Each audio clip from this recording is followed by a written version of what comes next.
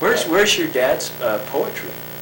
Is it published or? Here, no, it hasn't been. I hope to be able to get it. I've gotten copies of it. Is there a lot of poems or? No, not a great deal. In fact, there are a great deal that he wrote down that are what he memorized as a child. Uh-huh. And but Father Eamon was the only one with the gift of poetry, and he wrote magnificent poetry.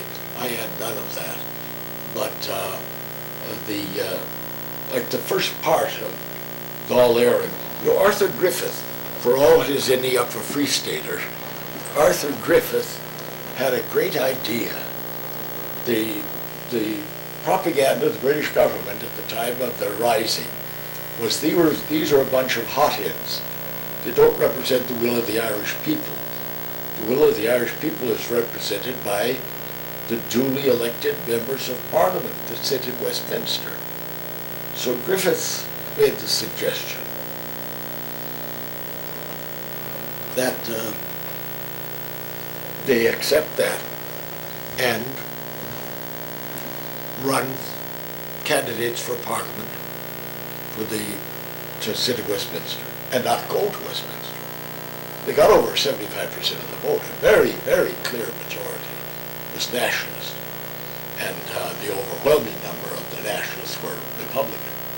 And there were only much smaller than the 6 counties, the areas that voted against it in 1918. So they convened in Dublin instead of going over to London. It was a great tactic to show the world, following British rules, we have the right to self-determination.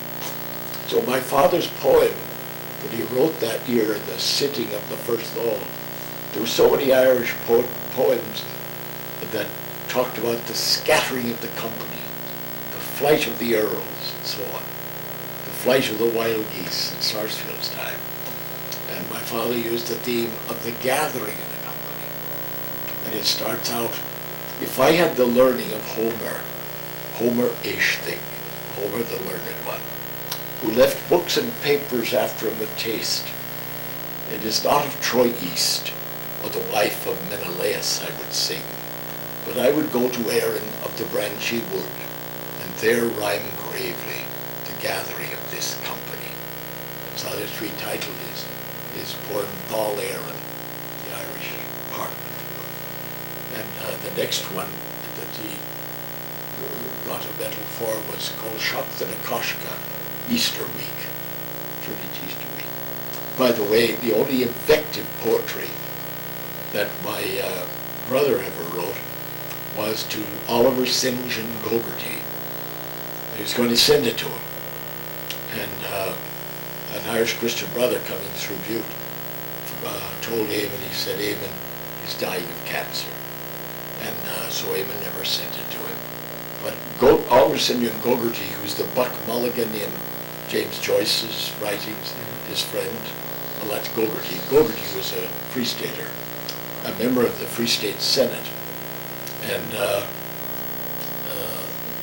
Cosgrave thought he had DeValera by the vitals because DeValera had sworn he would not go into the Dáil after the treaty was signed, as long as they had the oath of allegiance, which meant allegiance to the king. And the way they got around that was DeValera had all of his followers who got elected, this would be in about 32, say in Irish. Instead, say the oath in Irish. And in Irish, he taught them to say, so the Free State clerk wouldn't know what they were saying. Say, I do not regard this as an oath, I regard this as an empty formula. So help me God. So they were seated, and then naturally the other side users, propaganda, said, well, DeValera finally went in and they swore the oath, and then they found out later, no, they weren't swearing an oath. So You may have heard the story of Bobby Driscoll, who was Jewish, and a daughter, Carmelite nun in Dublin. You can be sure you know the Carmelite tradition is you ring the bell if you're out of food. You would be very sure that they never had to ring the bell as long as Bobby Driscoll was alive. But they were campaigning for Dev down in Kerry, and one of DeValera's cohorts said, "Come on now, Driscoll, we got to go to Mass." He said, "But I don't take the Mass. I'm a Jew." He said, "Forget about that." He said, "You go to Mass here. We're interested in getting Dev elected. We don't care whether or not you take the Mass." So he went along and went to Mass with him. Well, you knew President DeValera? You've met him? I met him. Bernie and I met him in 1967. Bernie had met him before. Bernie, in fact, flew from San Francisco to Los Angeles with DeValera. When he came out, I forget what year that was, but my father couldn't go, wasn't well enough to. But Bernie went down, and they received him very warmly.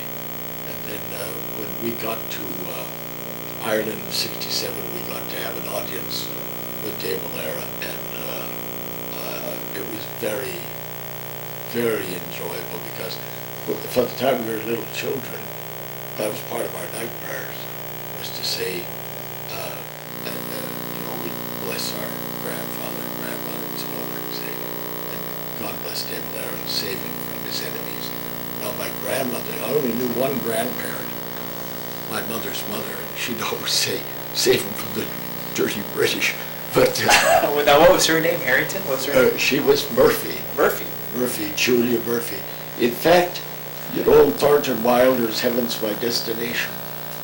The old copybooks would have a line at the top, and you learned your writing by that. Uh-huh. And there was an old New England Puritan copybook that was Heaven's My Destination. But she converted that, she baptized it, and in her prayer books and so on she'd write, Julia Murphy is my name, Ireland is my nation, the Church of Rome is my home, and heaven is salvation. Wow. Instead of heaven is my destination. But did she make it to Butte? Was she? She did. My mother's family, they were very gifted. My father's were too in different ways. My mother's family, the Murphy Bonds of Carrickeen,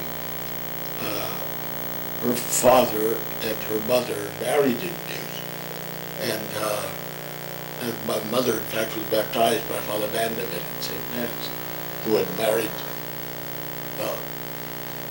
her mother and father. But they were in that family of the Murphy Bonds. You're either a teetotaler or you'd become alcoholic. Uh-huh. It was almost inevitable. And one of the exceptions was the one that became city clerk. She married a man of French background. Unfortunately, they changed their names like some of the Irish did. And it was Loisel, but he used the name Russell. A lot of the families did that. There are a great number of the Russells in Butte who should be Loisel. At any rate, and my mother didn't know until I was, I'd say, maybe my first year in the seminary, that her aunt was taking drugs. She didn't know that. But they were rather respectable in those days. Mm-hmm. You know, Leo the 13th was being perked up with cocaine all the time. And it was perfectly respectable. So, but she was the only one. She was not she wasn't into alcohol, but she did. Katie Denny told her, and I was at home at the time when she was up visiting from California. She said she felt she was addicted to what particular drug it was. I don't know. Yeah. But that was so true. And my mother's father then went back to Ireland. He and his first cousin inherited a house that their fathers had. It was one big house, 2 fireplaces, 2 staircases, 2 families living in it. And he inherited one half of the land, and his first cousin the other half. And so when he brought the family back to Ireland, my mother and her older sister were born in Butte. Liz McCarthy, she'd be the grandmother of Bob McCarthy, the attorney. And when my mother would have been maybe about a year, 2 years old, I suppose, when they went back to Ireland. And then after a couple of years, with the birth of 3 more children, he decided he needed more land. There was a silver strike, a rich silver strike in Silverton, Colorado, and he went out to work just for a year and get enough money to buy some more land. And he worked in mines at Silverton, Colorado, and they were really the best off people in the parish with the money he'd sent home. Sure. And then he died. He's buried